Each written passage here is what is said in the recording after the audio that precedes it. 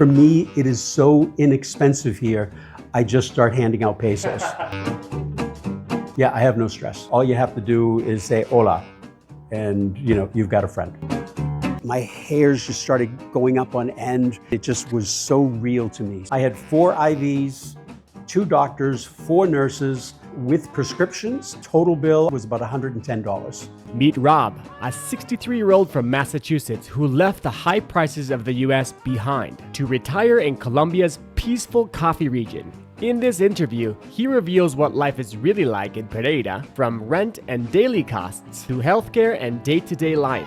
I don't think that I've ever spent more than $2.50. But stay tuned until the end, because that's when Rob shares what he really thinks about safety here in Colombia. And his answer might surprise you. It is vastly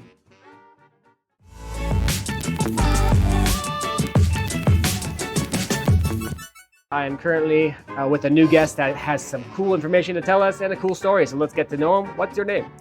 I'm Rob. I'm 63, originally from Boston and now retired in Pereira, Colombia.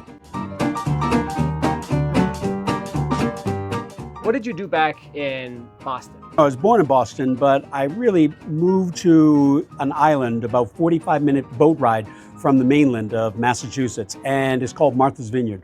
So there, like a lot of other people, I did many things, but I was basically in real estate, did a lot of vacation leasing, but I also had a small business, a window tint business, and really successful. It was like a one-person operation with no competition. So I was very fortunate. Yeah, I looked on the map of this place. It looks really, really like a secluded place to live. Tell me, how long have you been retired? I've been retired since September. Wow, so you're just starting off, huh? Yeah. Fresh new retiree. I've been planning this for 3 or 4 years. I got the idea about moving to Colombia probably about 3-4 years ago when I was walking through Finlandia, maybe like an hour from here, and my hairs just started going up on end.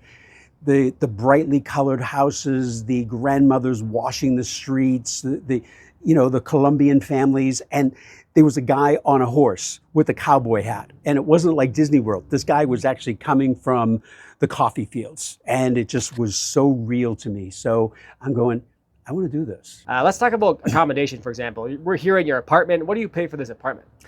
I pay about $4,300,000 per month, all in. That's all utilities, and I think that translates to just over $1,000 US.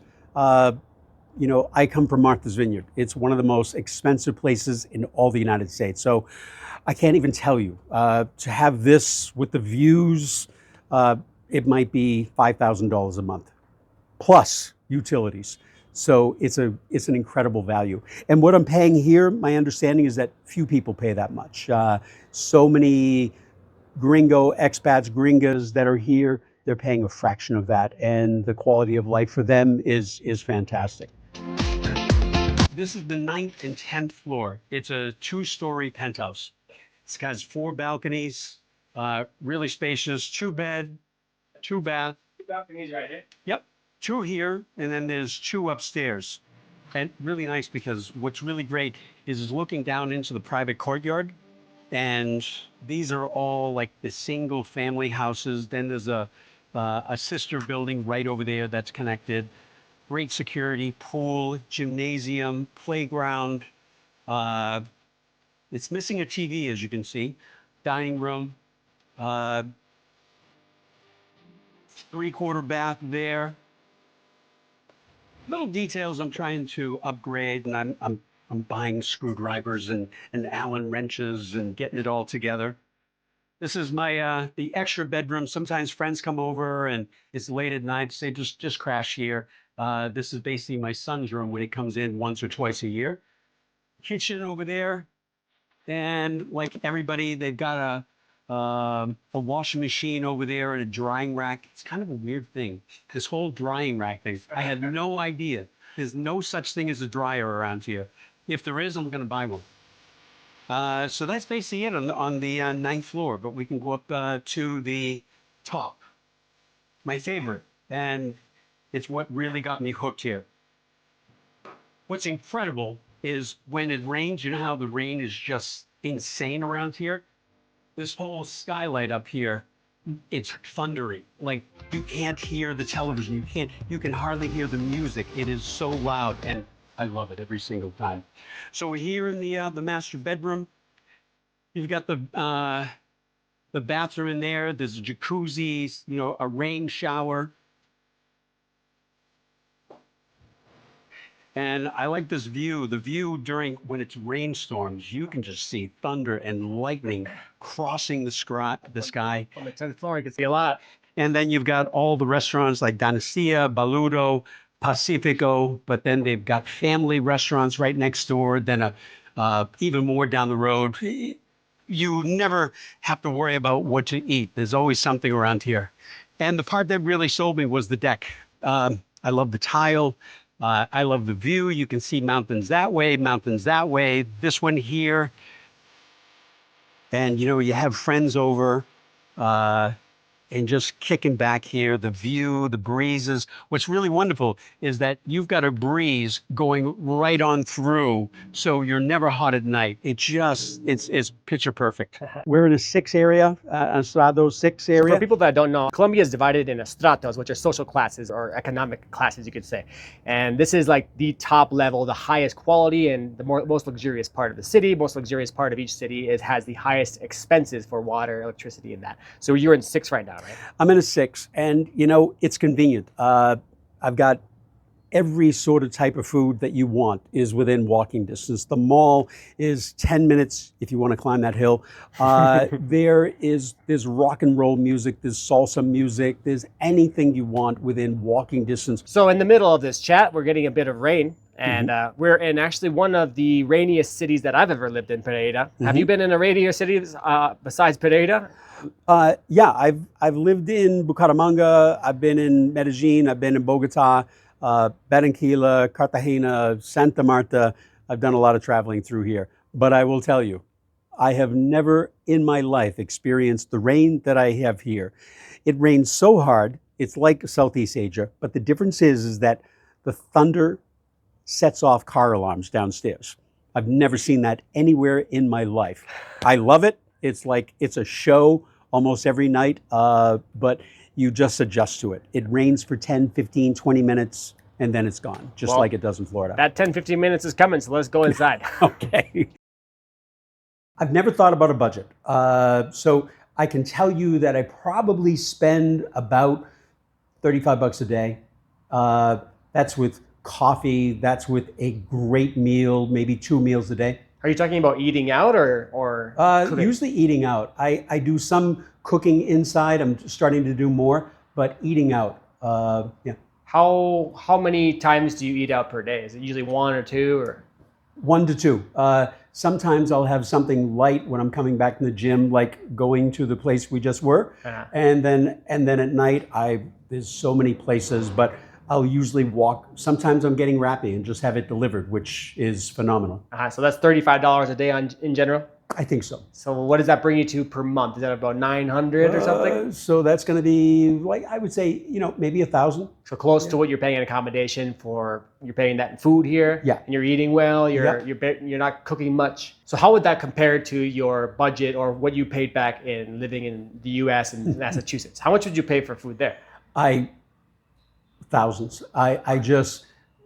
Where I come from, even Boston is expensive, but the Vineyard is just crazy. I will, for what I get 1 sandwich back on the island, I'm getting an amazing dinner across the street. $12 sandwich where I'm from gets you an amazing dinner across the street with sometimes a cocktail. So after food and accommodation, transportation is usually the highest part of the budget. You don't have a car here, right? I don't. No bike. So what do you pay for, like, on average for an Uber ride, for example? The Uber ride is insanely cheap. All of a sudden, every time I get an Uber ride, I'll get a pop-up from Citibank and it's like $1.12. For me to go all the way across town to PriceSmart, which is like Costco, I think it's about $2. I don't think that in the city I've ever spent more than $2.50. And I think that's surge pricing, by the way. So for people that don't know, Pereira is a very small city. You're not going to have the same prices in Bogotá or Medellín because they're huge. going from one end to the other, especially with surge pricing in Medellín. I remember paying just from Poblado to the Centro or something, Laureles to Poblado, surge pricing is like 8, 10, which is still cheap compared to the US, but not nearly as cheap as here in Pereira. And talking about entertainment, because I mean, Colombia is kind of like the tourism capital of Latin America right now, I'd say, compared to like most countries in Latin America. After Mexico and Brazil, those are kind of the 3 hot spots. And there's a lot of excursions you can go on and stuff. We're in the coffee regions. What would you pay for a typical like outing to go visit some place on transportation, food, and entrances to, like, for example, you said you went to Valle de Cocora. Yeah. What would a trip like that cost you? Oh, I think that, first of all, I walk down to the bus station. I get a ticket. It's a couple of dollars, $2, $3. Takes you right into Salento. You get a Jeep, a beautiful old vintage Jeep, which is like another $2, $3. It takes you right to Cocora. I think the entrance was like $5, $6 or something like that. I will tell you that a lot of people, I just don't do the math. For me, it is so inexpensive here. I just start handing out pesos. It's true. And the entertainment type of things with going out on an excursion or doing something back in Massachusetts, can you think of something, an equivalent that you would pay, like going to the beach or doing something similar to going to Valle de Cocora over there? Well, the island that I live on, if you want to go to one of the private beaches, it's a $25 entry fee. Per person? Yeah, yes, per person. But if you're looking to do any sort of an excursion, the entrance fee is never $5. It's $10, it's $15, it's $25 or something like that. So transportation, if you're going to Uber, you're going to bus, you're going to fly. Here you can jump on a flight go from here in Pereira up to Medellín if you're a couple of days ahead for like $35. So you don't even have to think about it. And the nice thing is in this city, as opposed to others around the world, the airport is in the city. It's on the west side. It's probably like a 15-minute drive, but it's in the city. So considering all those things, do you mind mentioning your retirement income, as you're actually fully retired now? What amount are you getting from that? Well, I've got Social Security. I decided to retire I started to pull Social Security only because it's one of the easier ways to get a retirement or a visa in Colombia. So I'm getting enough. I think that a lot of people probably come to Colombia and they get by on 2,000. And I think that in Pereira, you can definitely get by on 2,000. I think that if you don't live in a place priced like this, then it gives you a lot of extra money. I think it's pretty common. Most people that are moving abroad, especially when they're retiring, they're looking for a lifestyle change. And when you're retiring, you're basically going to try to go to have a better lifestyle with better, food, more active lifestyle, perhaps do more exercise. Can you find that here? Are you able to have this type of lifestyle that you thought that you would have when you retired? I have a great lifestyle. I think that I was fortunate where I wasn't so stressed and working, long hours like a lot of other people. But here, I feel really fortunate because not only do I have the time, but I'm actually doing a lot of really productive things here. So I feel involved. If you want to mention my day-to-day, I go to the gym at least every other day for a couple of hours. We just went to the gym, by the way. Yeah, that was a good process. I'm always seeking out the best pizza in the city, the best Italian food in the city, the best Turkish food that I just found, which is incredible. I've got a couple of other friends that are from Canada, from the US, so we hang out. There's meetups where Colombians are trying to learn English, gringos and gringas are trying to learn Spanish. So I'm involved in that. If you're enjoying this interview and you're interested in seeing more content like this, you can check out my playlist called the Expat Interview Playlist, where I have been interviewing people from Guatemala all the way down through Central America and now here in South America. There's certainly an expat community here. It's not nearly as large as Medellín and Bogotá, but I think that the people that come here want things a little bit different than what they offer in Medellín. And so I'm more in tune with the people that are here. The Colombian people, incredibly easy to meet and talk with. People will often say they're so friendly, and I don't think people outside understand how kind and welcoming the Colombian people are. I can't tell you how many times I'm talking to a business owner in a pizza shop or a restaurant, and they'll say, amigo, here's my WhatsApp, let's share. If you need anything, please let me know. And I've stopped in and they remember me, from 6 weeks ago, and we have great exchanges. So it's really, really easy to make friends with gringos if you want to, and the Colombians. All you have to do is say hola, and you've got a friend. Do you think your stress levels are quite a bit lower, and you're living a very tranquilo lifestyle that in Spanish that people are looking for when they retire? Yeah, I have no stress. I'm working on my visa. I think that's about the only stress that I have, and I know it's going to work out, but my stress level is nearly zero. So a huge part of moving abroad is knowing that the healthcare is best quality possible you can find, of course. And of course, there's going to be some balancing acts of how good it can be in certain cities, depending on where you are. Do you have any experiences with the healthcare services and healthcare quality here in Colombia? Yeah, I've got a couple, but the one that is most memorable is just a couple of years ago. I was hiking through Tayrona Forest, and it's up on the Caribbean coast. It's one of the most incredible things that you can do. Midway through, there were a couple of indigenous people selling chicken empanadas. I thought it was great protein. I had two. The next day, I'm on a bus. Somebody said, "You don't look so good." I got off the bus and I just fell over. I wasn't sick. I was very sick. I had to be taken by taxi 1 hour to Santa Marta. And they carried me in there. I was in there for probably 6 hours, 5 hours, 6 hours. I had 4 IVs, 2 doctors, 4 nurses, great overall experience with prescriptions. I think the total bill I converted was about $110.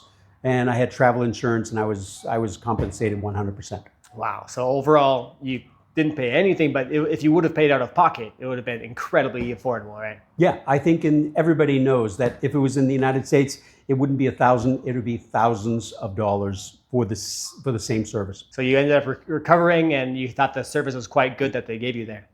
It was fantastic. They were, again, the Colombian nurses were talking. They were so friendly. They made me comfortable. I loved the medications about rebalancing the flora and fauna inside, and I don't think they would do that in the U.S. And it seems like they were really aware of this. This is a common ailment for people coming here.